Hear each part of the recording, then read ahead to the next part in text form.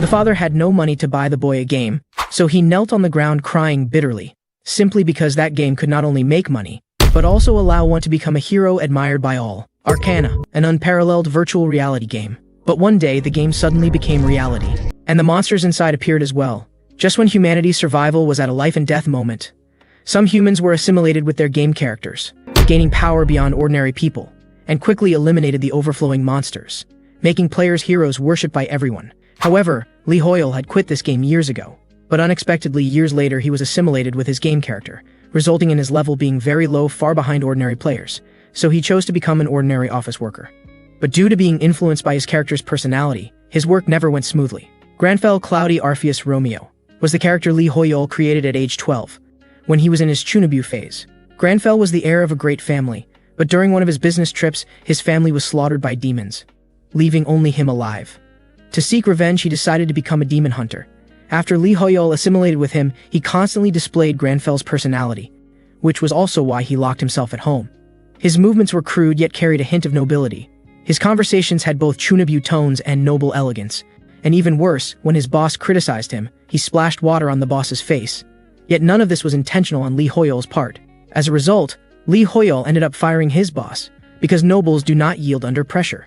But today he had to go out to work, because his savings were almost depleted, with monsters appearing frequently lately. He could use his player identity to hunt monsters and earn rewards. Though money was important, his own life was more precious. He had to find a team commission to ensure safety. However, Lee Hoyle didn't know how to take on commissions, since he had never used his player identity before. So he went online to check, but as Lee Hoyle searched, there were surprisingly no commissions for demon hunters. Were demon hunters no longer needed? Just then, a piece of information shocked Lee Hoyle. Arkshan base was destroyed. All demon hunter NPCs in the entire town were killed, with no survivors, as the holy land of demon hunters. Such a thing couldn't possibly happen. Could it be that demon slayers appeared? This profession specialized in hunting hunters and was an antagonist profession, but this was impossible, because for player protection, the operators had deleted this profession 10 years ago, and demon hunters made no contribution when monsters descended, posing no threat to other players because their attributes were relatively low, and their upgrade path was singular with very few skills. Since no demons had appeared for almost 10 years, they relied on delivery commission tasks to gain experience points for leveling up. However, when it came to dealing with demons, they were incomparable to other professions, since demons only appeared in demon hunter quests, and there were specific requirements. Players needed to constantly grind tasks with a notorious reputation, so people mistakenly thought this character was meaningless to the world. Even demon hunters were considered a trash profession.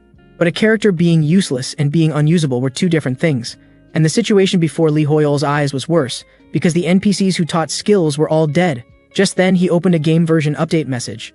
Arcana 8.11 Historical Reality Update completed.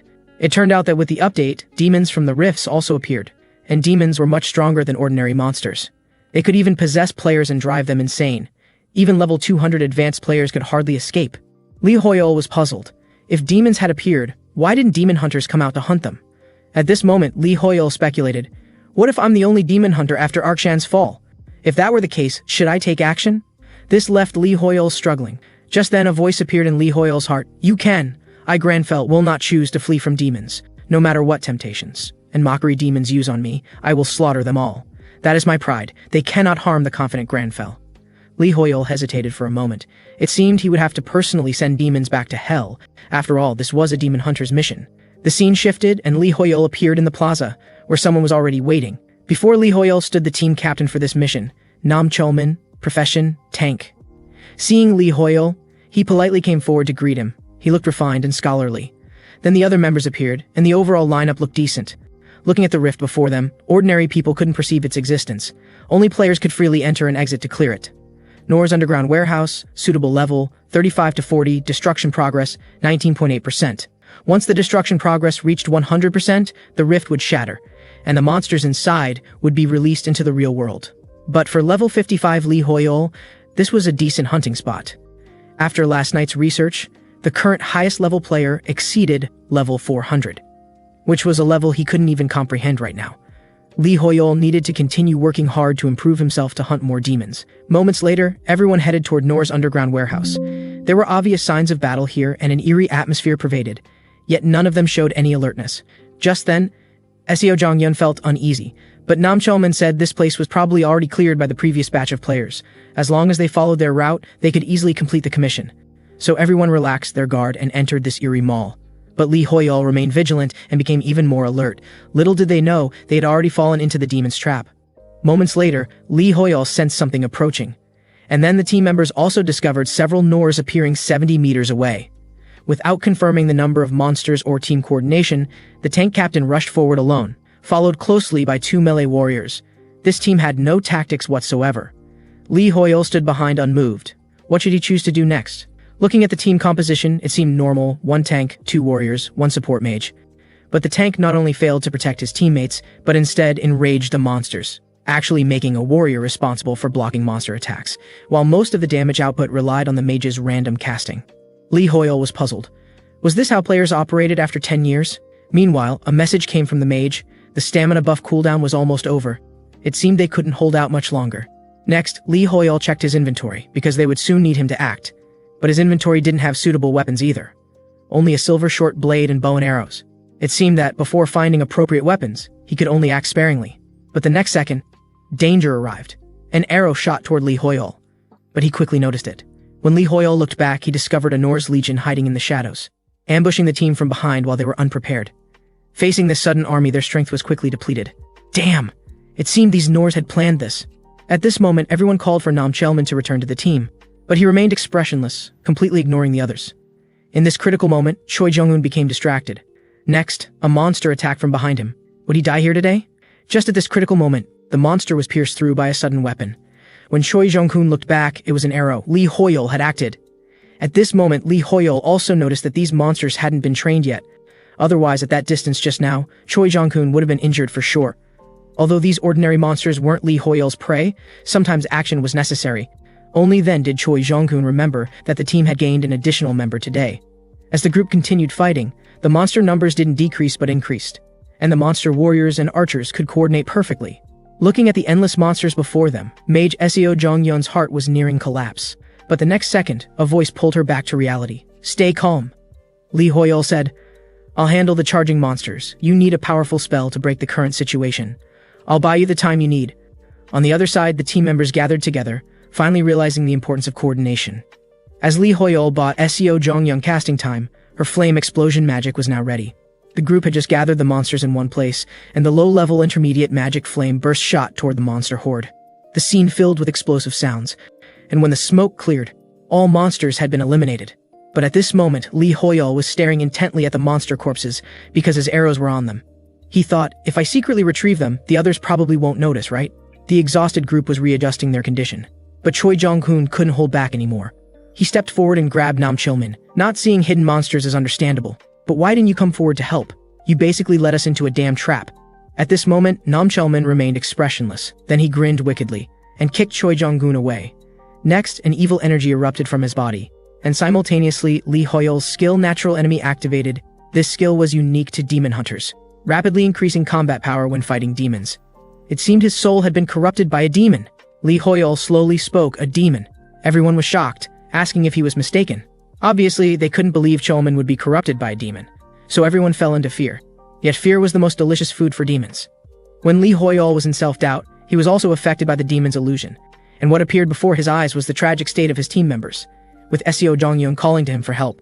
Moments later, his heart was nearing collapse. On the other side, the demon was also observing Lee Hoyol, who was also in a state of fear. Just when the demon thought the plan had succeeded, the next second Lee Hoyol broke through its illusion and charged straight at the demon, but his attack was easily blocked by the demon. Next, Lee Hoyol took a step back to create distance. He hadn't expected its armor to be so hard that he couldn't pierce through directly. Then the demon also attacked him, even threatening with Nam Chelman's body. If you hurt me, your friend will also die. But Lee Hoyol completely ignored him, teleporting behind him in an instant. At this moment, Lee Hoyol's eyes were determined, and without any hesitation, with the passive enhancement, he struck heavily at the demon's neck. However, the demon had armor to block it. Simultaneously, the demon swept at him horizontally, nearly grazing Lee Hoyol's cheek. At this moment, the demon continued threatening with Nam Chelman's body, thinking this was his trump card. But the next second, the short sword shot straight at his face, leaving a deep wound on his face. Then he knelt on the ground screaming. But his wound didn't heal. Damn, it's silver. But Lee Hoyol, with an extremely arrogant attitude, said, "Don't speak to me, I don't talk to prey." This was absolute confidence. Only this way would demons have no opportunity to exploit. Next, Nam Chelman's consciousness loosened slightly. He recalled how every time he fought monsters, he was covered in wounds. His older brother was always worried about him. But the stubborn younger brother always said he was fine. Facing his brother's concern made him feel very useless. Meanwhile, others mocked and ridiculed him, constantly comparing him to his older brother, which created inferiority in his heart. Just then, the demon smelled the scent of food and immediately occupied his body. When a person's mental state dropped to a certain level, they became the demon's prey. So he could only helplessly watch as his teammates walked step by step into the demon's trap, only able to cry out powerlessly. On the other side, Li Hoyol, taking advantage of its confused consciousness, directly severed its arm. Yet at this moment, the demon was still threatening with the body. But this wasn't Li Hoyol's weakness. Then Li Hoyol whispered to him, "Be confident, you are you." Hearing this, Nam Chelman made his final choice. Simultaneously, Li Hoyol charged straight at the demon. As he swept past the demon was beheaded.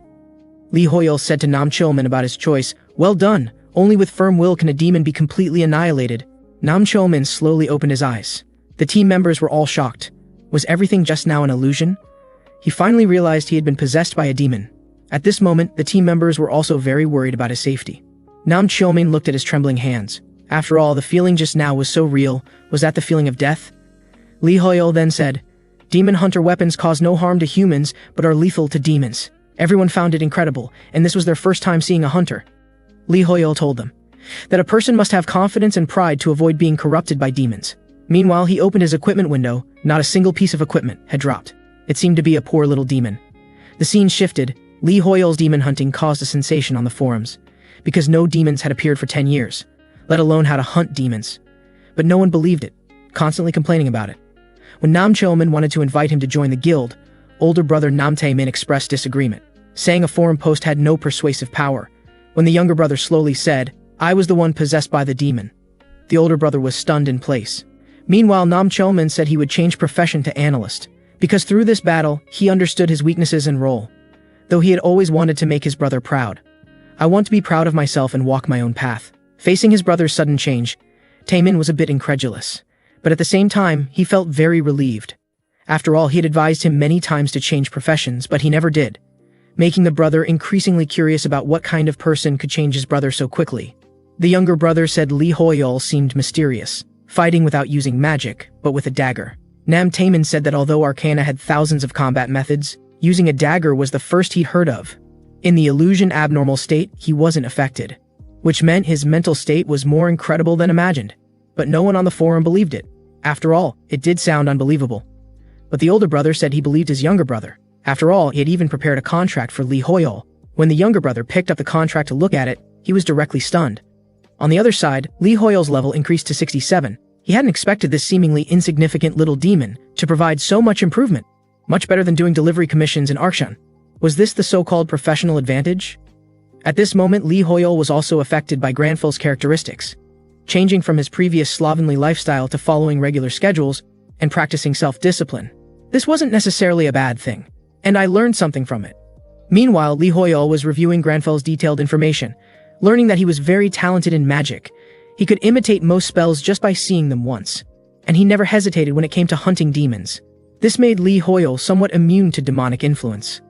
Next, he received a text from Nam Chelman, but he was also puzzled by this sudden invitation. Before understanding the situation clearly, he wouldn't agree to join, so he decisively refused. This was also influenced by Granful's character, making Li Hoyol more cautious. On the other side, seeing Li Hoyol's response, both were directly stunned. The nation's #1 guild offered him a house, a car, and all expenses. With a 9.5 to 0.5 split ratio, they hadn't expected Li Hoyol to refuse such good conditions. This made the older brother jump up in anger. Were there other guilds offering such good conditions? Meanwhile, the younger brother mentioned that a foreign guild had indeed been established recently, and it was considered top tier. Hearing this, Taemin immediately stood up, saying they couldn't let such rare talent slip away. They must get Li Hoyol before others made their move. So he wanted to understand Li Hoyol's characteristics. The younger brother said he looked like a figure from mythology, more precisely like a nobleman from fantasy novels. Did such people really exist? Meanwhile, Li Hoyol was also trying to learn magic. He hadn't expected Granfell's talent to be so high. At this moment, he could actually understand the basic principles of magic. But regardless, this was a good thing for him. Then Lee Hoyol considered how to allocate attribute points, because only balanced attribute values could maximize character performance. First, add stamina and agility, as these were the most basic attributes for hunters. Considering he could learn magic, he must improve some magic stats. After all, magic output was also good support. At this moment, Lee Hoyol's luck attribute increased from 1 to 2, meaning his luck doubled. Maybe he could even find a penny on the street. The next day, Lee Hoyol was just looking in the mirror when a message suddenly appeared before him.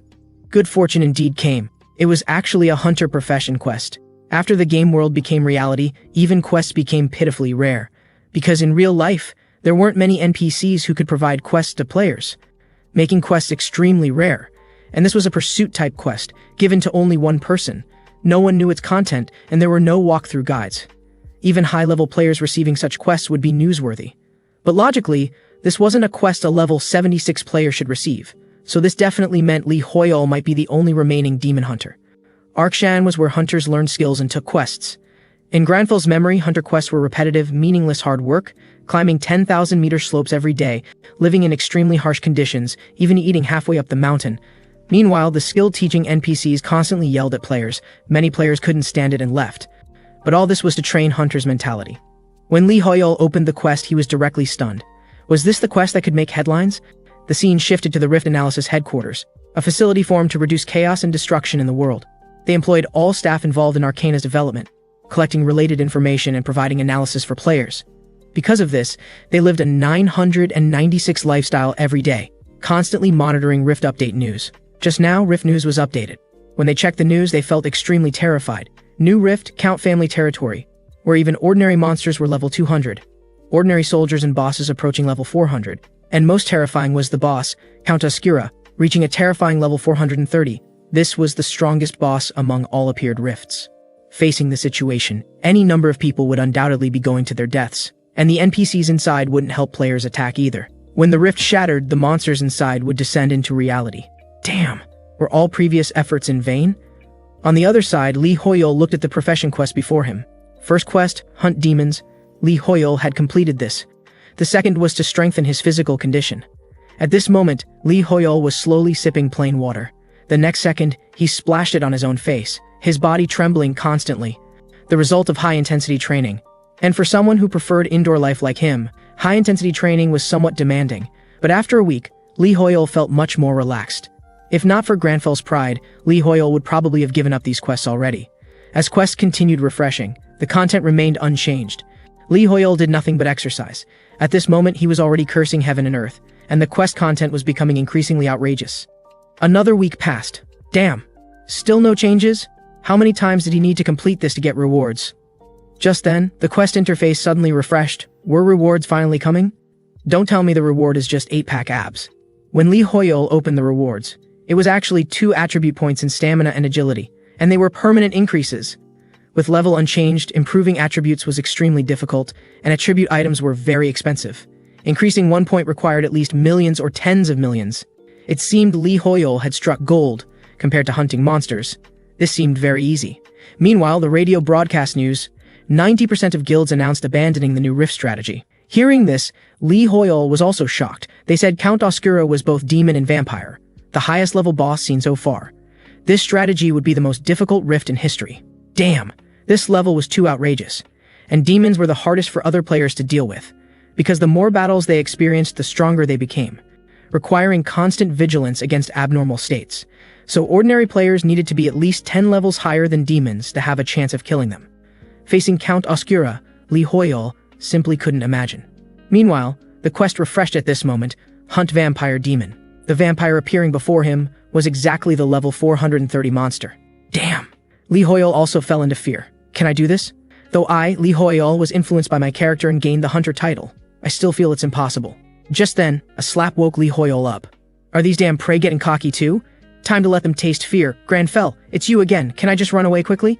Just now, after Lee Hoyol's research, he confirmed the location of this rift in the Rakshasa Empire of the far north, but it was tens of thousands of kilometers from Lee Hoyol, so he could only rely on the Mage Tower for teleportation. This was why foreign guilds all established branches in H country, because they could teleport to anywhere in the world through magic circles. While Lee Hoyol was troubled about taking the bus or taxi, there was no time to hesitate now, so he hurriedly got up, but forgot to change into winter clothes. Just as he was about to go out, he stopped, Did he remember? But he grabbed some tea leaves and brought a thermos, staying on top of health maintenance. The scene shifted to the Mage Tower. Many reporters had already gathered here, waiting for guild news. Because many guilds had given up on this strategy, since Count Oscura's power was too strong, they were all observing the current situation. Meanwhile, a guild appeared before everyone. The next second, they were surrounded completely. As the first team to attempt the strategy, did they have a method to defeat the Count? Guild leader Nam Taemin said there were currently no strategy techniques available. Hearing this, everyone was shocked. If they truly wanted to fight for world peace, shouldn't they challenge the rift themselves, rather than watching like cowards from a distance? Next, another guild appeared. Obsidian Guild, Leader Rocks, level 399. Their appearance immediately attracted everyone's attention. Then they mocked Nam Taemin's guild. With other guilds constantly establishing themselves, their status was gradually declining. Facing the situation, Taemin was also helpless. Seeing his brother's worry, the younger brother then said, "We've done well enough. No need to worry about these things." Meanwhile, the older brother asked if he had contacted Lee Hoyol. Chelman could only awkwardly respond that due to the sudden situation, he hadn't had time to contact him. The scene shifted to a bus, where Lee Hoyol was on his way to the Mage Tower, staring at his phone constantly. This was the 100th magic tutorial he'd watched. He now completely understood magic principles. First imagine magical elements in the mind, then construct the mana framework, and finally release it. The next second, a small flame suddenly appeared in Lee Hoyol's hand, and when the flame suddenly grew larger, it startled everyone on the bus. Next, he quickly extinguished the flame. Meanwhile, Lee Hoyol checked his attribute window, which shocked him. No magic skill had been added. Usually learning a skill would immediately display in the attribute window. But it wasn't there now. Was it a bug? Then Lee Hoyol arrived at the Mage Tower. A tall tower came into view. The deep blue door attracted him. Was this the teleportation gate? Looking at the magic above, Lee Hoyol vaguely felt a familiar aura, feeling he could cast teleportation magic, because he thought this was simpler than the flame just now. So Lee Hoyol wanted to reach out and investigate. But the next second he was bumped by a passerby and disappeared from the hall. This made Taemin very embarrassed. But the younger brother noticed that person looked like Lee Hoyol. No time to think further, the older brother called his brother to analyze this rift. Count Oscura's rift was located in the Rakshasa Empire, divided into inner and outer 3 rings. The outermost area had ordinary monsters with hundreds of entrances, while the inner circle was the boss's territory. If not cleared quickly, he would soon be summoned to the real world. The scene shifted. Lee Hoyol had now arrived in the Rakshasa Empire. Seeing this, passers-by were also shocked. Wearing so little in such cold weather, was this the legendary trading warmth for style? Meanwhile, Lee Hoyol was even shivering when speaking. This directly startled the passers-by. Then he came to the outer entrance. Looking at the rift before him, Count Territory Outskirts, suitable for levels 240 to 270, destruction progress 9.7%. At this moment, someone inside was frantically and violently hunting monsters. She was Leonie Bellucci, profession, Berserker, level 348. Everyone was used to her violent temper. Was this the legendary violence maniac? However, everyone noticed something abnormal about the monsters. Facing their endless slaughter, the monsters showed no fear and made no sounds, unlike creatures from other rifts. Meanwhile, everyone heard fighting sounds from nearby, and monsters were constantly screaming, showing they were very afraid. What was happening? So everyone wanted to go check. The scene shifted. Lee Hoyol picked up his bow and arrow. At this moment, he was recalling the video tutorials he'd watched before, gathering mana at the arrowhead. Though this wasn't a very good arrow, through spell and mana enhancement, it would become extraordinary. As Lee Hoyol shot, the snow wolf was pierced straight through and burst into flames. Seeing this, the other blood wolves also trembled in fear. In no time, the blood wolves were all killed by Lee Hoyol. When everyone arrived, they were stunned by the scene before them. A man in a suit and leather shoes, sitting leisurely on a rock savoring tea. Looking at the battlefield before them, everyone found it incredible, finding it hard to associate this with a suited Lee Hoyol. So everyone speculated that Lee Hoyol might have followed another guild and gotten separated from his team here. Meanwhile, Leonie said to Lee Hoyol, "This place is dangerous. Ordinary people get out quickly." But Lee Hoyol remained unmoved, continuing to savor his tea. In terms of health maintenance, if Granful ranked second, no one dared rank first. This was the first time someone treated Leonie this way, making her jump up in anger. Meanwhile, everyone sensed approaching danger. The next second, they were surrounded by vampire soldiers. Damn! They accidentally fell into their encirclement. Next, the vampires launched their attack, and Leonie quickly commanded everyone to cooperate. With too many enemies, their formation was quickly scattered. But Leonie said not to worry. The next second, she charged straight at the monsters. Level 230 monsters were like cutting vegetables to her. Meanwhile, she also noticed danger in the distance. When she looked back, there was also a group of vampire archers opposite.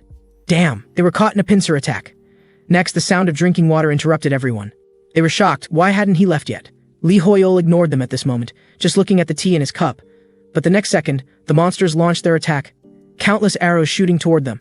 On the other side, Lee Hoyol was condensing magic, infusing mana into the water, then intervening in the water structure.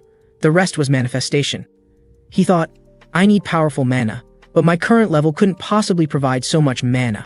This made Lee Hoyol very strange. If it were a skill, I would definitely faint immediately after casting. But the spells I use aren't skills. Does that mean I won't be affected at all? A surge of energy quickly gathered and concentrated in the cup, and the next second, it emitted a brilliant light.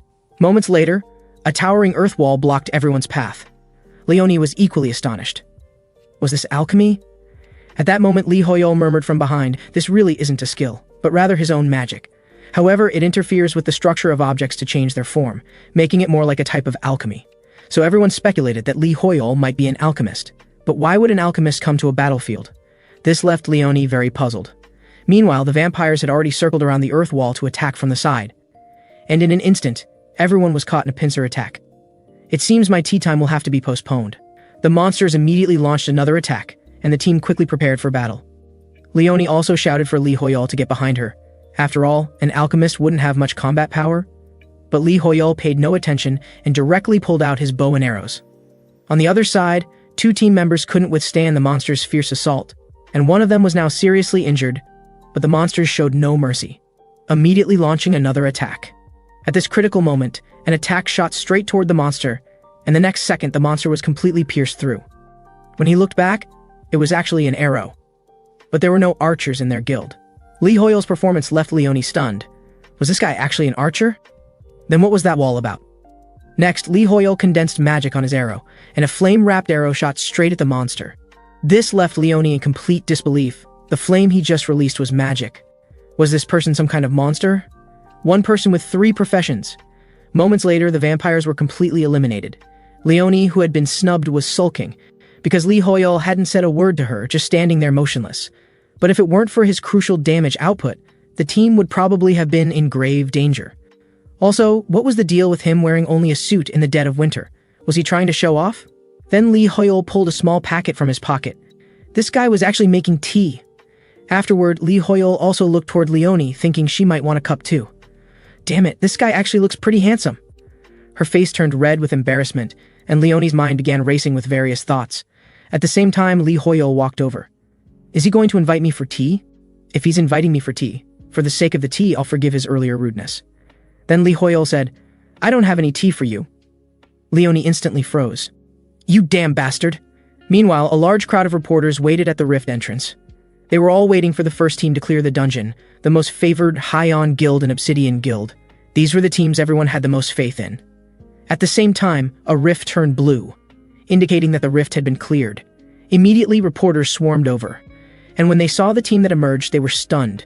It was actually Berserker Warriors. A guild ranked 32nd, but when they saw an H-country player, how could he be with an O-country guild? This left the reporters very puzzled, and one immediately stepped forward to interview Lee Hoyol. But at this moment, Lee Hoyol paid no attention to him. His gaze was like that of a wild beast, as if he wanted to tear the reporter apart, frightening the reporter into trembling. Then he turned and left because he was about to freeze to death here. He had only one goal, to go home and take a hot shower. The scene shifted, and everyone rushed to interview Leonie's guild, but she stated no comment, and mentioned they could interview that man from earlier. That damn bastard. But when she looked around, she couldn't find Lee Hoyol. He had already left ahead of everyone. This caught Leonie completely off guard. This was a chance to become famous. Leonie knew Lee Hoyol had already left and was furious. Clearing a dungeon was such a great achievement, and he just walked away without saying a word. What a strange guy. At the same time, another blue rift appeared. It seemed the second player team was about to emerge. As everyone looked over, it was actually the High-On Guild, looking battered and bruised. Clearly their victory hadn't come easy. When Nam Taemin saw Berserker Warriors, he was equally shocked. We weren't actually the first guild to complete the clear. At the same time, all the reporters rushed forward for interviews. Leonie saw this and immediately turned around, letting out a curse word, which left everyone standing there stunned. The scene shifted, and at this moment all the guilds were resting. When Nam Taemin watched today's news, he was instantly furious. Because Leonie had stated that the High-On Guild wasn't H-country's best guild, and they had no idea why she would say such a thing. Was it just because she came out a few minutes earlier? This made Taemin so angry he didn't want to eat. After Chillman's analysis, he said what she meant was that she encountered an H-country player in the Rift, and he was very outstanding. This left Taemin very puzzled too. Could it be the 41 Stones-ranked Mythology Guild? But they were still in the Rift at that moment. It couldn't be them. This made the guild leader secretly pleased yet frustrated. Just who was this guy? And Chillman already had the answer in his heart. If it was that man, everything would make sense. On the other side, Lee Hoyle, having returned home, did the first thing: take a hot shower. Indeed, bathing was the most comfortable thing. Now then, let me get a good night's sleep. However, Granfell stopped in his tracks. Then he began cleaning and tidying up, because in the half-day he wasn't home, dust must have accumulated, and Lee Hoyle just stood there dazed. After cleaning, I should fill my stomach first, and then brew a cup of health tea. That would be perfect. But at this moment he felt no sleepiness at all. Afterward he checked today's battle results. Although there were many spoils of war, not many items were useful for his profession, but his level had indeed improved considerably. Level 86, an increase of 19 levels from before. Additionally, Lee Hoyle had mastered new magic, and using magic consumed less mana than skills, which was why he could use more magic. However, mana recovery was still very slow, and he had no items that could restore mana. Also, Demon Hunter was a profession with no real benefits, with no related skills whatsoever. If that guild hadn't helped today, the situation would probably have been very bad. He needed to find an opportunity to thank them in person. At the same time, Granfell expressed that he still wasn't strong enough. Hearing this, Lee Hoyle was also startled. Because of Granfell's personality traits, if someone underestimated him, he would prove himself. On the other hand, if someone overestimated him, he would meet their expectations and make them reality. The next rift, Earl's territory. We no longer have time to relax. I can't rely only on magic, I need to improve my combat skills. Just like that short-haired player today, her movements were particularly noteworthy, so I can learn her movements, but right now the basics are most important. At this moment, Lee Hoyle had a bad feeling. Then he opened the training mission. Damn, Granfell! Only you would do something like training in the middle of the night. Before that, he also washed the dishes first. The scene shifted, and at this moment, under the moonlight, a figure in a suit was exercising. While listening to the radio, just then, a news report was broadcast. The Earl's territory outskirts had also been cleared and would soon be open. Then the host frantically interrupted with breaking news. The Earl's territory destruction progress had suddenly jumped to 60%, even though it hadn't been cleared yet. At this rate, it might collapse. Hearing this, everyone was shocked. How could this be? Only one day had passed and the destruction progress was already at 60%. This had never happened before. According to Chillman's analysis, the stronger the monsters inside, the shorter the time limit for clearing. Did this mean the monsters inside were becoming stronger and stronger? But this was just speculation. At this moment, everyone fell into fear and felt powerless. Damn it. Once monsters start pouring out of the rift, all civilians and soldiers in that area will die. At the same time, Lee Hoyle was also checking the current situation. This situation not occurring before made sense, because this was information about Arkshan. Vampires were creatures that shared authority through blood. Count Oscura shared his authority with monsters in his territory, and when they died, the authority naturally returned to its master. The Count might have redistributed his authority to monsters within his domain, which was why the monsters there had now become stronger, and the increased destruction rate made sense too. Wait, if we raid the Earl's territory, the Earl's castle might collapse immediately afterward. Damn it, then Granfell angrily expressed. Count Oscura, he wasn't worthy of the title of Count. Nobles don't take back what they've given to others. I will judge this damn fellow. He has stained noble honor. This time he put on his coat, and of course, didn't forget his health tea leaves. Now it's time to take action. Lee Hoyle. At the same time as the Earl's territory destruction progress increased to 70%, the rift had less than 5 hours remaining. At this moment, guilds from various countries had gathered at the perimeter, discussing how to clear the dungeon. And the Earl's territory was different from the outskirts situation. The territory's rift entrances were limited, so at least 2 guilds had to enter each entrance. This was when they had to see which guild to cooperate with, as this could effectively improve efficiency. And there wasn't much time left, but with cooperation came competition. Only those with similar strength could potentially guarantee the guild's interests. According to Chillman's investigation, all major guilds had already assembled at the rift entrance. Fortunately, the Obsidian Guild went north. Otherwise, cooperating with them would probably be very disadvantageous. So they would see which guild would cooperate with them. Just then, a shout interrupted everyone. Hearing this, Taemin immediately fired up with fighting spirit. At this moment, a guild appeared before everyone. It was our country's 4th-ranked Lightning Guild. Guild leader Hisagi Kazuma, player ranked 376th. The moment the 2 teams met, the tension was already thick, and they were mocking each other. It seemed that before even entering the rift, the 2 guilds were already at war. At the same time, a group of reporters rushed over and interrupted everyone. Shulman was also reminding his brother, the rift is still the priority now. If they compete here, both guilds will suffer losses. But Hisagi Kazuma mocked. The Heian Guild's ranking keeps getting worse. This sudden mockery felt like a knife stabbing both of them. Then let's settle this inside the rift. Then Shulman even gave them an international friendly gesture of greeting. After all, this was about H country's reputation. Subsequently, both guilds rushed to enter the rift. It looked like there would be a tough battle. On the other side, the Northern Rift was being tackled by the 15th ranked guild and the 2nd ranked Obsidian Guild along with Under Heaven as one.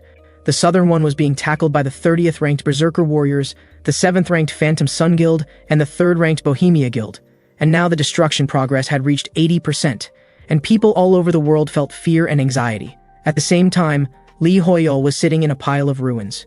He was already inside the Earl's territory. Was he still drinking tea? Actually, no. He realized that completely using up his mana last time was extremely dangerous. He needed to use magic as efficiently as possible in battle, so he was now constantly practicing the skill from last time. Magic designed from skills, transforming existing things into the shape he wanted. Now he could already use some stones to create teacups and tables, but the more complex it was, the more mana it consumed. So its efficiency in battle wasn't high, meaning he could only try to create simple things to maximize his mana usage. At the same time, a group of vampires had already surrounded Li Hoyol, Count Oscura's soldiers, level 300. It seemed the Count had granted them authority. Then Li Hoyol slowly raised both hands. Let you pitiful creatures witness what real magic is. In an instant, the ground beneath the soldier's feet cracked open, and the next second it instantly healed. Just like that, a vampire squad died without even leaving remains. Surprisingly, this barely consumed any mana. Let's call this replacement magic. At the same time, the Heian Guild was also hunting monsters inside the rift. The dozen or so vampires before them were cleared in moments, and the team immediately cleaned up the battlefield. But at this moment, Taemin sensed something was wrong, because from entering the rift until now, they had only seen a dozen monsters, which seemed unreasonable. Just then, the short-haired girl responsible for reconnaissance returned to report the situation. Hisagi Kazuma's side was the same situation. They had also only hunted down a dozen monsters since entering, and they were walking in the opposite direction from us. The situation is clearly abnormal. Then the Lightning Guild members also appeared. Taemin-san, is it also very quiet here? It seems we're in the same situation. You damn bastard. The two were ready to fight the moment they met. Clearly they were like oil and water. Just then, Shulman kept calling Taemin, because he had reanalyzed the Earl's territory and found that all soldiers were converging in one direction. He frantically asked about their location. Then Taemin indicated they were in a square plaza. Hearing this, Shulman immediately felt something was wrong and told Taemin to leave that place immediately. But it was already too late, and they also sensed large numbers of monsters approaching. It was actually level 350 Count Oscura cavalry. Damn it! It's a trap. Everyone was ready for battle. But the flat terrain here was very favorable for cavalry combat. Their destructive power was nearly doubled. Even with tanks in front, they would still take fatal damage. Was there no way out? Taemin-san, although this isn't a good idea, we have no choice but to cooperate right now. Just then, another cavalry unit appeared behind them as well. Damn it, they've blocked all our escape routes. Shulman also sent other news. The Obsidian Guild and Under Heaven as one were also ambushed and currently suffering heavy losses. He told them not to fight on flat ground, but to lure them to a narrow alley. But now they didn't even have a retreat route. Where could they go? Just then, magic condensed above everyone, and the next second the floor shook violently. What followed was the ground directly fracturing, and instantly rising stone pillars shot up, toppling cavalry and horses. Both teams were stunned, not knowing what had happened. In no time, a stone forest appeared before them. They had never heard of any player who could create such obstacles in an instant. At the same time, a man slowly approached. At this moment, Shulman guessed it might be that man, but it should be impossible. How could he appear there? When Taemin finished describing his appearance, Shulman exclaimed, "It really is him! Li Hoyol!" On the other side, a reporter had also secretly followed the Heian Guild into the rift. And at this moment, he was doing a live broadcast. Then he was also shocked by these sudden stone pillars. So he went forward to investigate. And as one of the world's top-ranked guilds, they had never seen such a spectacle either. The entire battlefield terrain had been reversed. Hisagi Kazuma was also curious about who this monster was. Did he not need to chant spells to cast magic? Did his mana have no limit? Also, he had no combat equipment on the battlefield, yet wore casual suits and leather shoes. What a strange guy. Just then, large numbers of cavalry charged out from the stone forest. Seeing this, everyone felt trouble, but the stone pillars hindered them, slowing down the cavalry's speed. And Taemin also understood Li Hoyol's intention with these stone pillars. Now it was time to counterattack. Then he activated the Berserker's unique passive ability, Rage.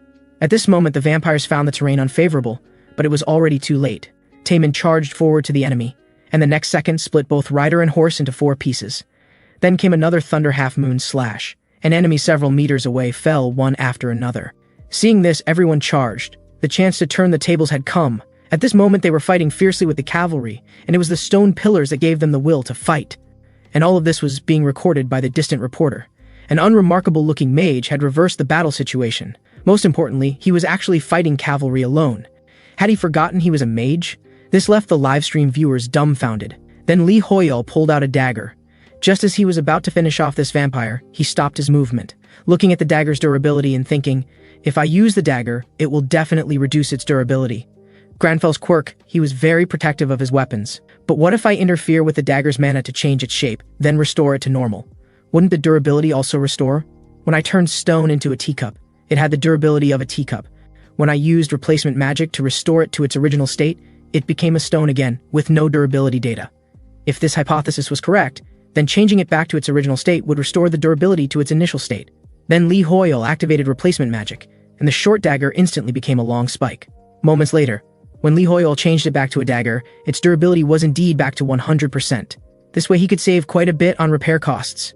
This operation left even Taemin stunned. When the battle ended, everyone cleaned up the battlefield. And it was also Lee Hoyol's tea time. Taemin also confirmed he was the one who had saved his brother. To meet him here was like finding a needle in a haystack, so they had to invite him to join the guild.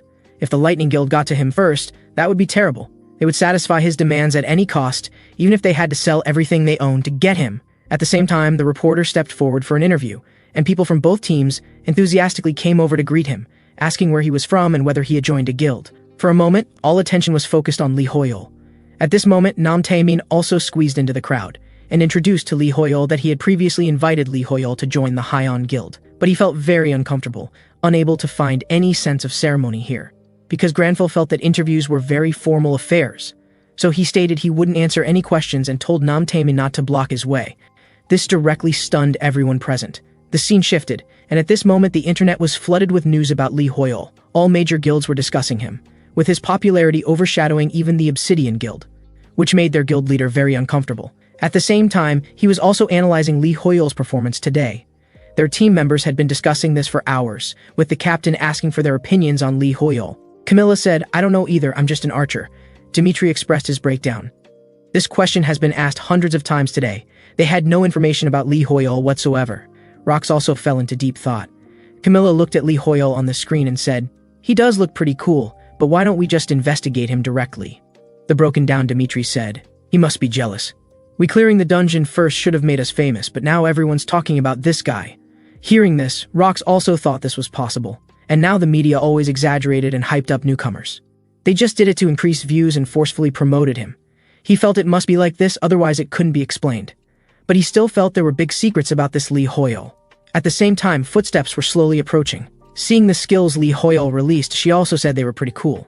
This person was the mage Jesse Haynes, and she immediately saw the key point. What Lee Hoyol used wasn't magic. Rox also didn't expect the mage who never praised anyone would actually speak up. At the same time, she kept pondering Lee Hoyol, because she found Lee Hoyol very interesting. On the other side, the Berserker Warriors team looking at Lee Hoyol on screen also widened their eyes. Leonie was directly furious. She knew Lee Hoyol wasn't a simple character. "I must have been blind. I didn't manage to recruit Lee Hoyol in time." At the same time, the Lightning Guild's leadership also noticed Lee Hoyol and stated they had to bring him to their guild no matter what. Hisagi Kazuma also thought he was a decent guy. The TV station was also summarizing this raid. The Earl family's territory had been successfully cleared, as well as the territory's outskirts, and the Obsidian Guild had surpassed Under Heaven as one to become number 1. Now only the Earl family's fortress remained, and players from around the world had gathered together. Because the rift's risk was very high, the atmosphere in the base camp was very tense. If the fortress collapsed, then Raksha country would be destroyed. At the same time, Lee Hoyol was also watching today's news. A mysterious player appeared, completely unarmed with only a long coat and suit, and they even brought in experts to analyze why he carried no equipment. Perhaps he knew the secret method to clearing rifts. And only Lee Hoyol himself knew that wearing only a coat was because he had no equipment. As for him building stone pillars with his bare hands, experts speculated that Lee Hoyol knew the enemy's problem lay in their mobility, so he changed the terrain. This left Lee Hoyol speechless, because he only knew that one move, and him standing there after casting his skill was like him saying, "It's time for you to shine!" It seemed Lee Hoyol was very socially aware, giving the opportunity to both guilds. Lee Hoyle didn't expect the experts to be so outrageous. He was just resting there because he was out of mana. But it was fine. It didn't cause everyone to complain, and he also got a very good piece of rare equipment. This was the first good item he'd gotten since becoming a player. Bloodthirst Curse Necklace. Due to being cursed by demon vampires, it was currently in a sealed state, so it had to be purified before use.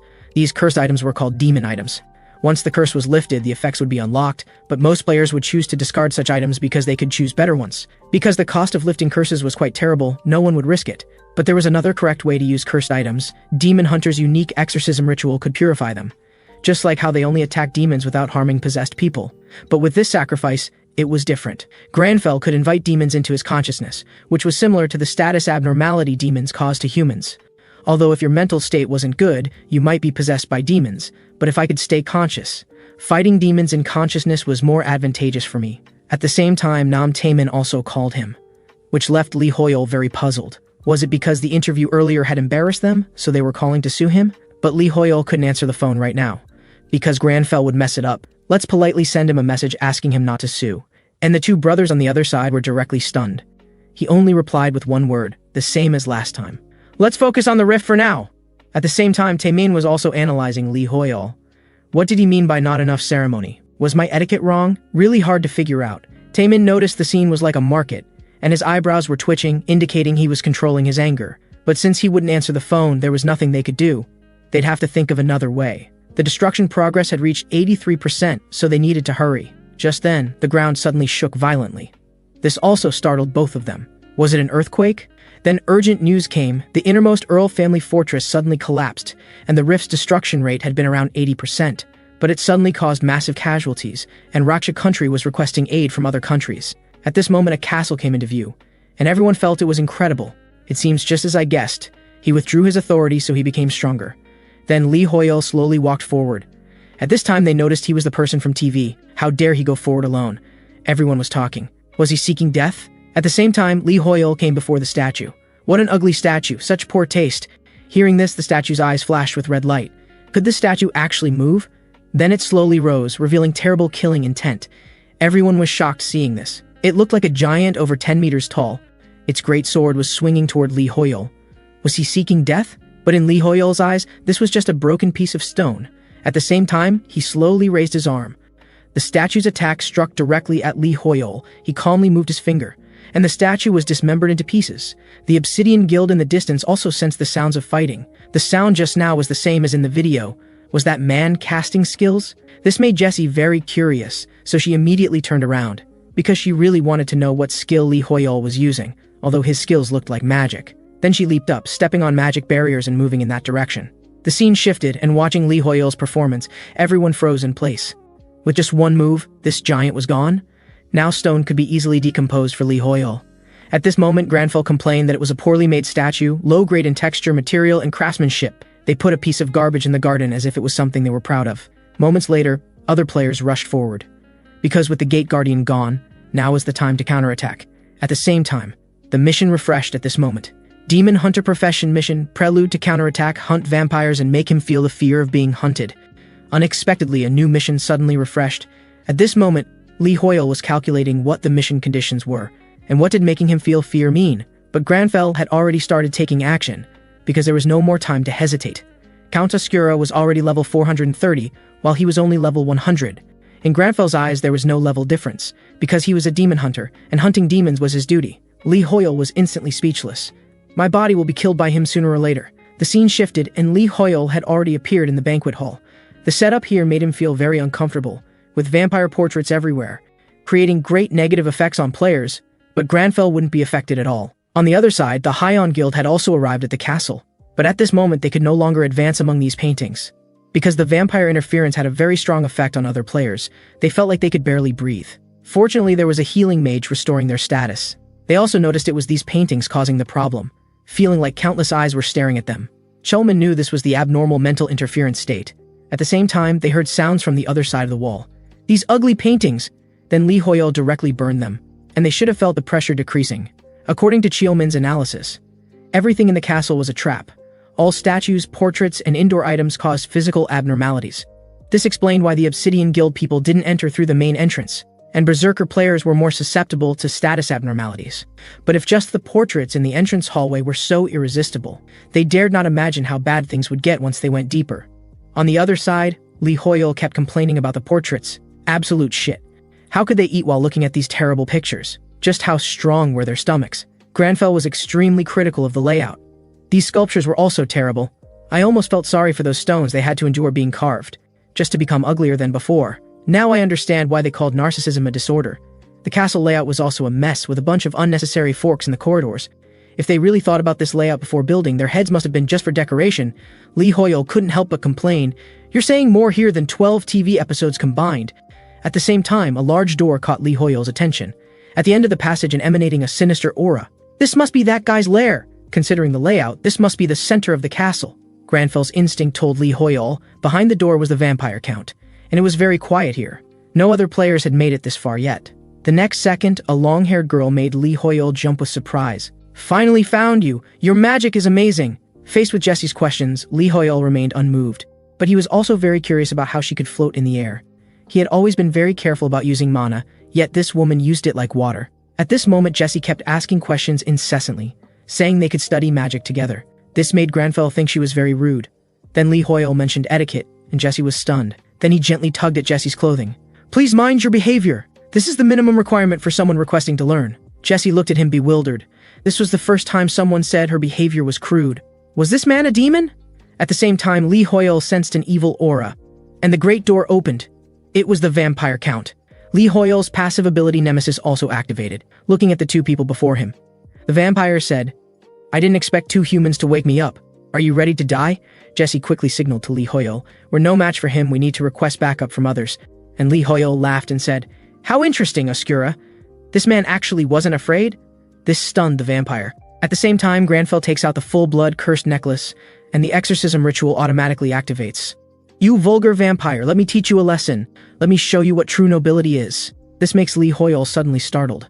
Although he had said earlier that he would use it to bring Oscura into his consciousness for battle, would it really be safe? After all, Count Oscura is level 430, and if something goes wrong, Lee Hoyle might get possessed. Seeing this, the vampire is also very confused. He actually took out a piece of junk necklace. Facing the vampire's powerful pressure, Granfell shows no fear whatsoever. "Foolish human! I like your arrogance, but no matter how confident you are, you're nothing more than a lowly insect in my eyes."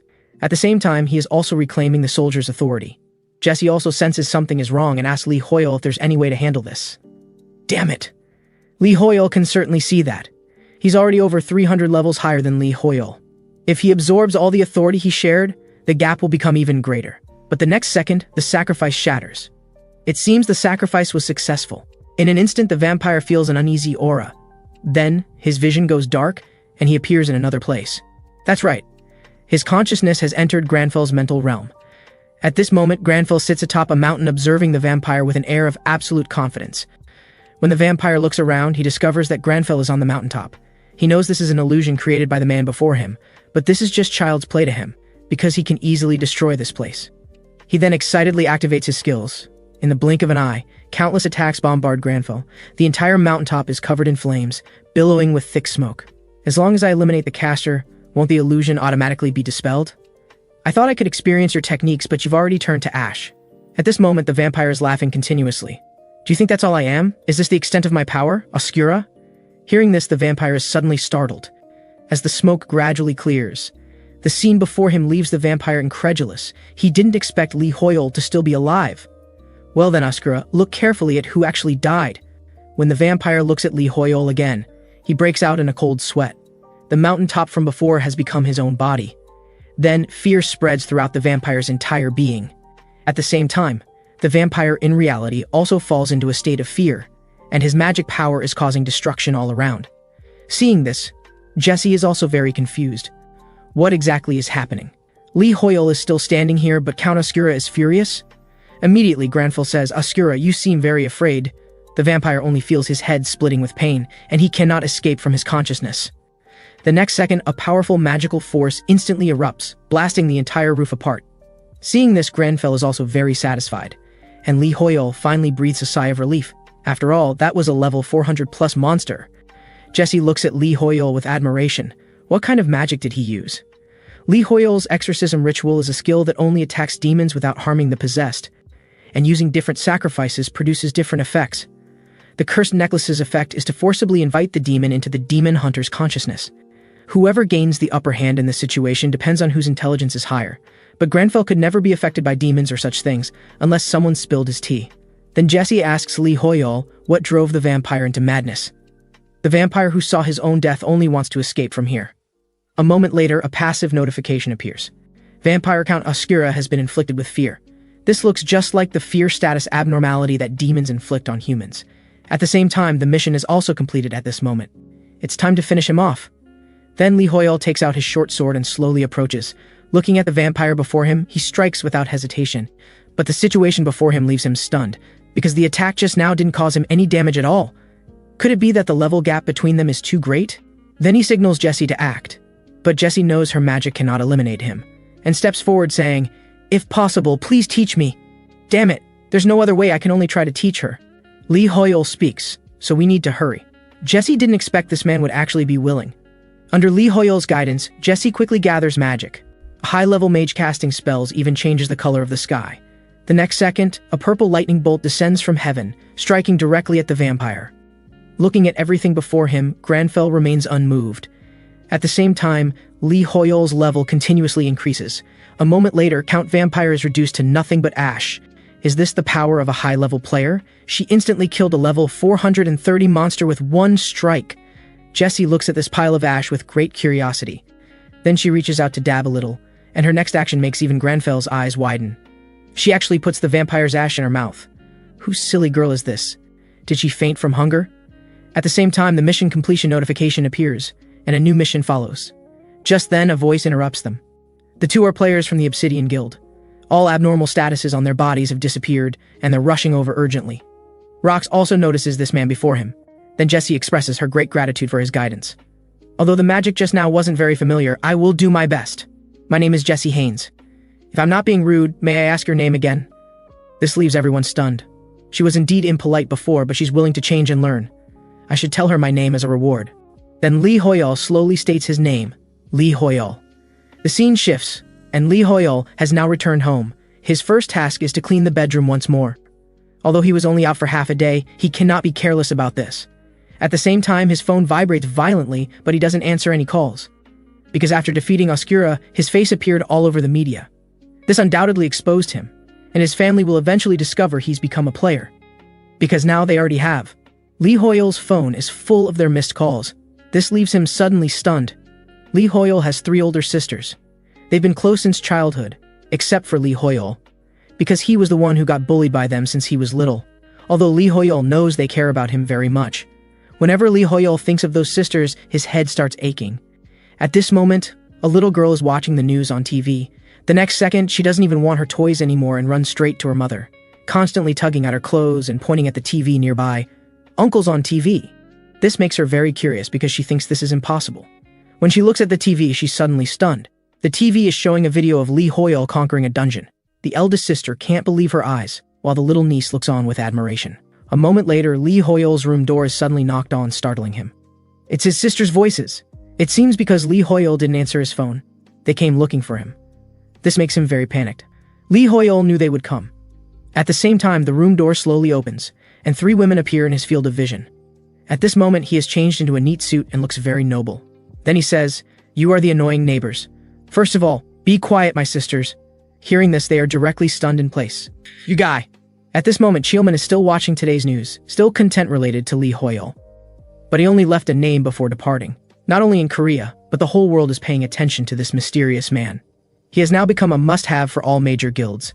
Looking at Chielman's helpless expression right now, Taemin asks him why he's so depressed. Chielman feels they have no way to recruit Li Hoyol. But Taemin doesn't think so. He's still most likely to come find us. We have his phone number and a reason to contact him. Hearing this, Chielman is also very curious.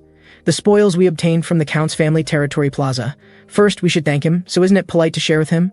Hearing this, Chielman also understands his brother's intention. So how much money are you planning to give him? Taemin says, "Money doesn't matter. Even if we can't get him to join the game guild, I want to make sure we can leave an impression on him. To do that, we'll give him all the loot we obtained." "Call him right away." This suddenly stuns Chielman. "Are you serious? So that's why you crushed the cup?" At the same time, Lee Hoyol's phone is vibrating, but he doesn't have time to answer right now, because his little niece is braiding his hair.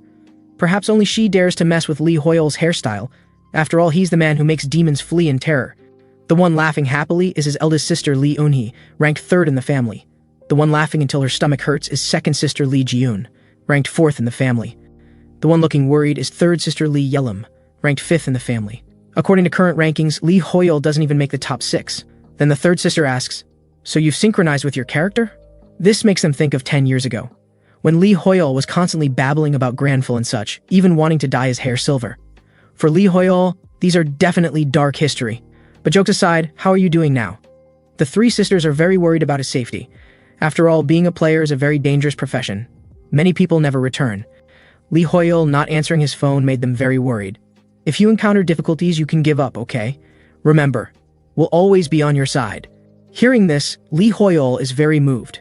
"I'm sorry for making you sisters worry, but I am a demon hunter, Granfell Claudi Arpheus Romeo.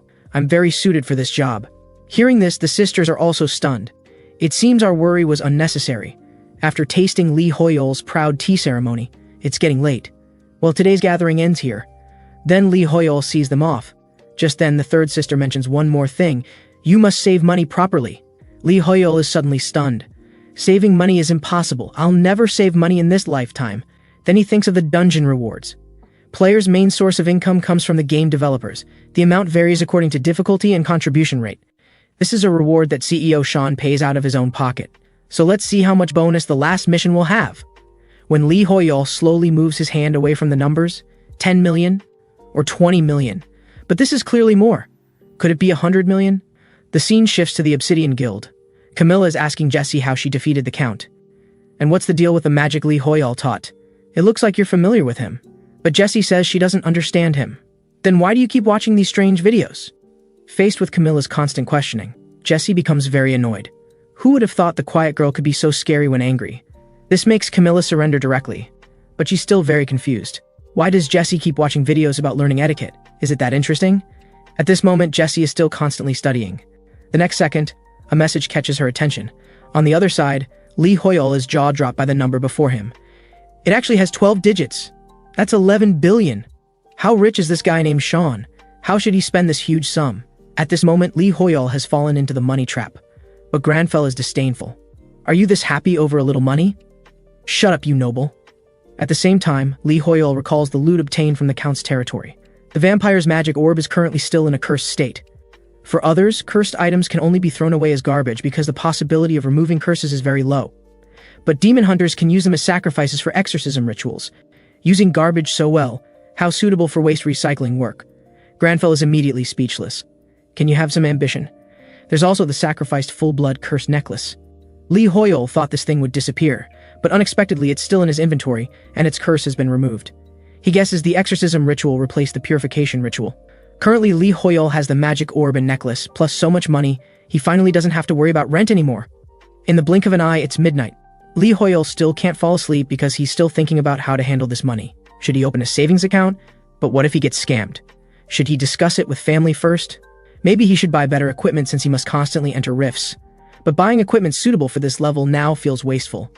Because Lee Hoyol is leveling up very quickly. After killing Ascura, Lee Hoyol's level increased by 34. He's now reached level 134. Considering the leveling speed, buying equipment suitable for this level now is obviously uneconomical. Also, mana recovery items hardly ever go on sale. Even when discounted, they're very expensive. But are these things Lee Hoyol should be considering now? After all, he's now a multi-millionaire. Seeing this, Granfell says if he doesn't sleep soon, dark circles will appear. So let's call it a day. The scene shifts to the next day. The association is now gathering many experts and elite personnel. They're analyzing all of Lee Hoyol's skills. From the skills, many people agree it's alchemy. But many experts deny this. Because pillar magic as tall as mountains requires enormous mana. No one would possess such high mana. They're almost ready to fight over this matter. The Analysis Association people are also getting headaches. Wherever they go, they can hear news about Lee Hoyol.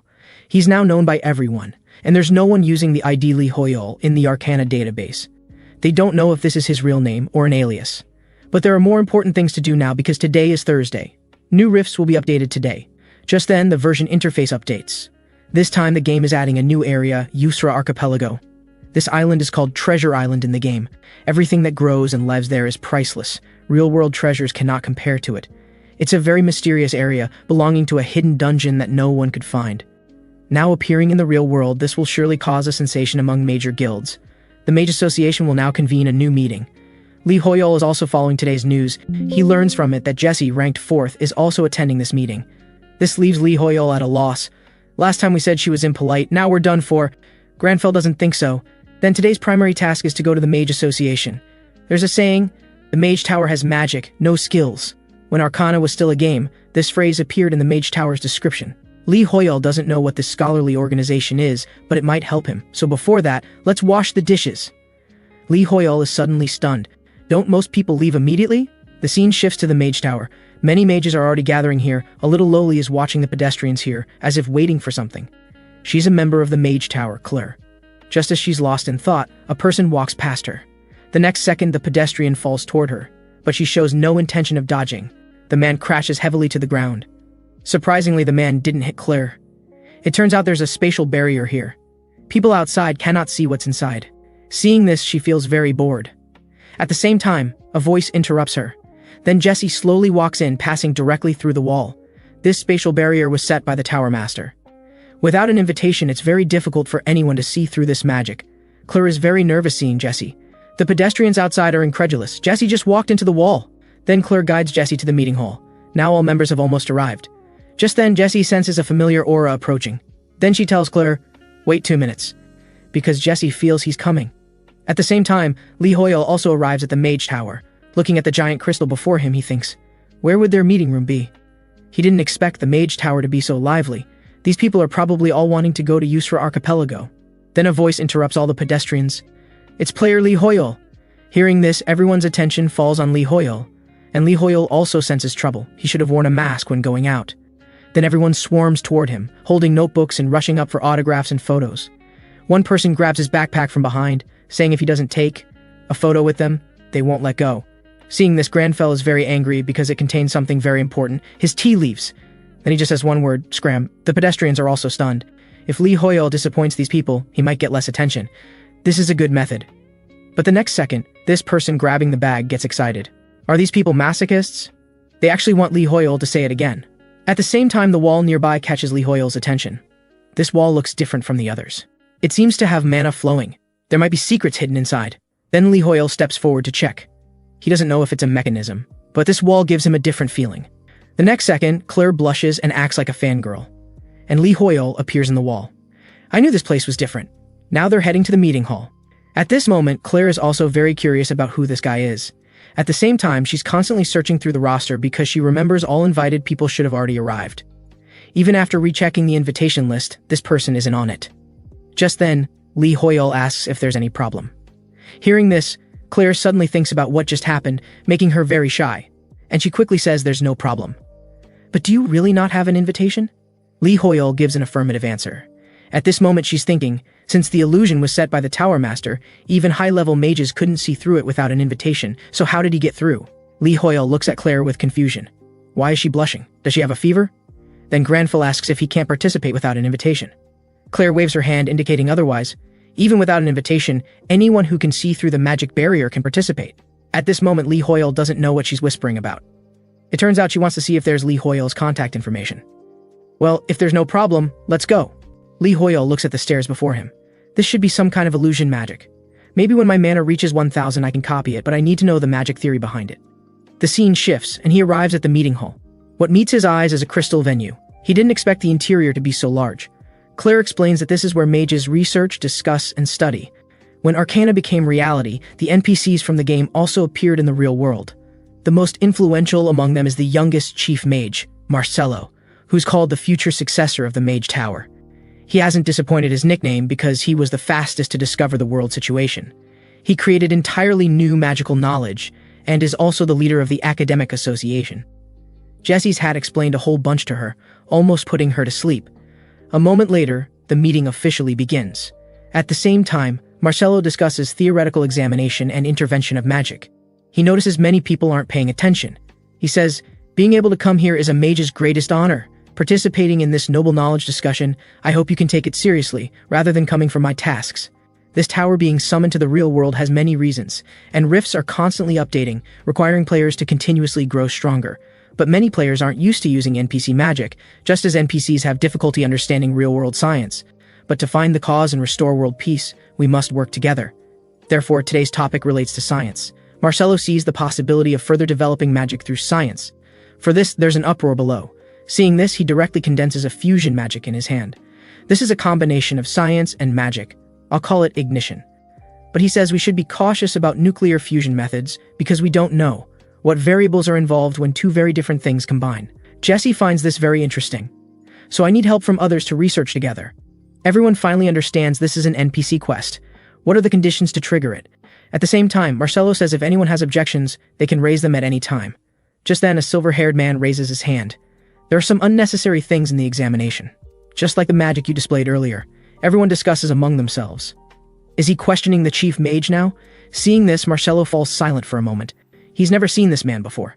Unnecessary things? Perhaps this man can bring different answers. Then Marcelo asks, why do you think so? Lee Hoyle explains it's simple, because there's a gap between them. Magic and science are two completely different concepts. In the process of combining the two, some unnecessary things appeared. I've experienced similar gaps between skills and magic. As he speaks, flames burn in his hand. Seeing this, Marcelo is also stunned. This magic took him several months of research to understand. How did this player do it? Lee Hoyle feels the skill still has shortcomings because it consumes too much mana. At the same time, everyone also notices that the person before them is player Lee Hoyle. At this moment, he actually shows a slight smile because he just discovered that using centrifugal force can improve magical efficiency. Just then, Marcelo calls out to him. This makes Lee Hoyle very confused. Does he not approve? Then he very sincerely invites Lee Hoyle to do magical research together. The next second, the quest panel suddenly appears. This research counts as a quest too? It seems I didn't come to this place for nothing. The scene shifts to Yusra Archipelago. At this moment, the Berserker squad arrives on the island first. Well, I think we should bring some swimsuits. After all, the scenery here is nice. Hearing this, Leone gets very angry. Are we here for vacation? He didn't expect so many players to have already gathered here. I think we should relax. The woman even kisses Leone, while Leone looks disgusted. The two others are stunned. Daring to kiss the guild leader? You're really brave. Just then they also notice some people. Those should be NPC guilds. Lionheart Knights and Shadow Mercenaries, as well as the Adventurers Alliance. It seems everyone is determined to get the treasure. Leone didn't expect they'd have to compete with NPCs too. At the same time, her phone rings. It's their mage who attended the magic gathering. She says very frantically that player Lee Hoyle was also at the meeting. He told the Mage Association's chief mage that his spell contained unnecessary elements. Hearing this, Leone can't stop laughing. Did he really say that? I knew he could do such things. Seeing this, everyone knows she holds a grudge against Lee Hoyle for not inviting her for tea last time. But the next second, she suddenly freezes because the chief mage admitted his mistake and even issued an NPC quest to him. On the other side, Lee Hoyle looks at the list in his hand. Marcelo says whatever he needs, he will do his utmost to find it. Hearing this, Lee Hoyle is also stunned. With NPC help, he must make a fortune. The scene shifts. Marcelo is summoned here. He respectfully bows to the elder, but the fifth elder directly gives him a show of force. Then he says, I heard you invited a player to research with you? The Mage Tower doesn't interfere with player affairs, yet you violated the tower's rules. To this, Marcelo explains, player Lee Hoyle completely understands magical concepts and seems to have bridged the gap between magic and science. His magic is extremely helpful to the world. We can't let the world become worse due to rule constraints. But the fifth elder directly refutes him and makes him take responsibility. This disappoints Marcelo greatly. Then he leaves. He also knows the fifth elder is targeting him. That damn old stubborn fool. When facing reality, he only knows how to shirk responsibility. Who knows how long the Tower Master wants to remain silent? Just then, Claire encounters him. She looks at Marcelo with admiration and greets him. What wind brought you here? She then says she's helping Lee Hoyle get what he wanted.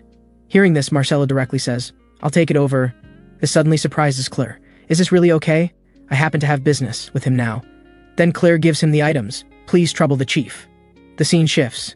Granfell is flipping through the magic book before him. Marcelo then takes out the items he requested earlier. Frozen Knowledge Gem, Essence of the Sun, Doran's Ring, and various magic books. Is Mr. Lee Hoyle satisfied?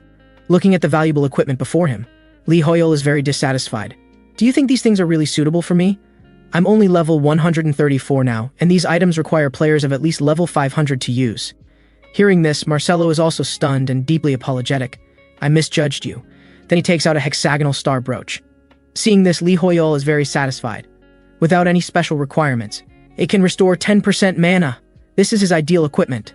I'll borrow this item then. At the same time, Marcelo says the quest he issued earlier cannot continue due to elder opposition, for which he deeply apologizes. Lee Hoyol also feels regretful about this. I very much look forward to our next quest. If we cooperate, we might be able to change this mage tower. Granfell is very happy because he finally solved the problem of slow mana recovery. A moment later, Lee Hoyol returns home. At this moment, the two are discussing whether to go to Yusra Archipelago. But Lee Hoyol says there's no reason to go. We're only level 134 now, and there are level 400 magical beasts everywhere. Plus, demon hunters only get bonuses against demon attacks. If we rashly go in, we'd just be sending ourselves to death. But if there are demons inside, I can try going. Just then, a quest suddenly appears. Find the 7 deadly sins of Yusra Archipelago. Seeing this, Lee Hoyol is also stunned. How should I investigate there? Because I basically defeated Count Oscura by luck. Wouldn't going to Yusra Archipelago rashly be dangerous? At the same time, Granfell says, but now there's no reason to hesitate anymore. If evil exists, we must eliminate it. Then he grabs some tea bags and brings his thermos. Head to Yusra Archipelago immediately. Lee Hoyol is speechless. At least change out of the suit. That's a tropical archipelago. The scene shifts and Lee Hoyol arrives on the island. The moment he steps on the island, he's targeted by a small reporter. Facing such hot weather, Granfell doesn't care at all, but Lee Hoyol feels like he's going to die from the heat. Just then, he smells an evil aura. The jungle is surrounded by thick miasma, and his nemesis skill also activates. This intense influence, compared to ordinary demons, Lee Hoyol feels like demons are right under his feet, making him very uneasy. But there's also a benefit. The nemesis skill will remain constantly activated. Lee Hoyol's every move is being broadcast live by the reporter. He's moving very carefully. This island might have a hidden dungeon. Did he notice something? Lee Hoyol is already getting scared because this place looks very much like a resort, easily making people let their guard down. But Granfell just wants to find the most powerful opponent. Just then, a shout interrupts him.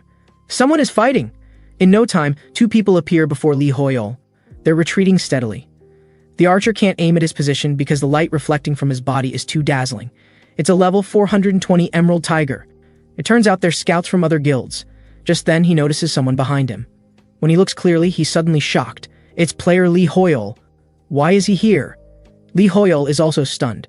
We're done for. This is a level 400 magical beast. But Granfell doesn't fear it.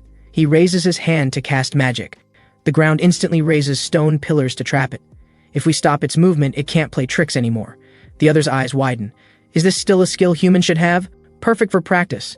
It turns out he needs to test the skills learned from the mage tower. The next second, the huge emerald tiger dies without leaving even ash behind. Then he places his hand on his chest, feeling the artifact's recovery. 10% recovery effect. He no longer needs to worry about insufficient mana. The two look at everything before them incredulously. On the other side, the Radiant Guild's leader is currently regretting not dispersing his people. This not only scattered the team members, but also trapped them in the outskirts. Another member suggests, we should reassemble the team. And we got the latest news. The Obsidian Guild has reached the Forest Center. But that's not the problem. It seems I was too greedy. Just as the leader is about to send someone to contact them, they call, looking urgent as if something's happened. From them, he learns that player Lee Hoyol helped them out of trouble, and the path has been cleared. Hearing this, he finds it incredible. At the same time, the guild mage sends news. Lee Hoyol is the first player to receive an NPC quest. He thought the media was just exaggerating, but he didn't expect his strength to be so formidable. He might be more terrifying than the public knows. The scene shifts. Lee Hoyol is holding the dropped emerald crystal with greedy eyes. It's a crystal with unique components. Looks like we hit the jackpot this time, you unambitious guy. Just then, Granfell senses something unusual. The miasma here seems to have changed. Granfell's sixth sense is very accurate. He feels an ominous chill spreading throughout his body. At the same time, the quest window prompts again, investigate the 7 deadly sins of Yusra Archipelago. The next second, the ground suddenly starts shaking. The window prompts, Yusra Archipelago is controlled by greed. Seeing this, Lee Hoyol was instantly shocked. Everyone received the message. And there was this destruction progress. This meant that this island was actually a rift, and it seemed that human greed had awakened it. Lee Hoyol thought, it couldn't be me, right?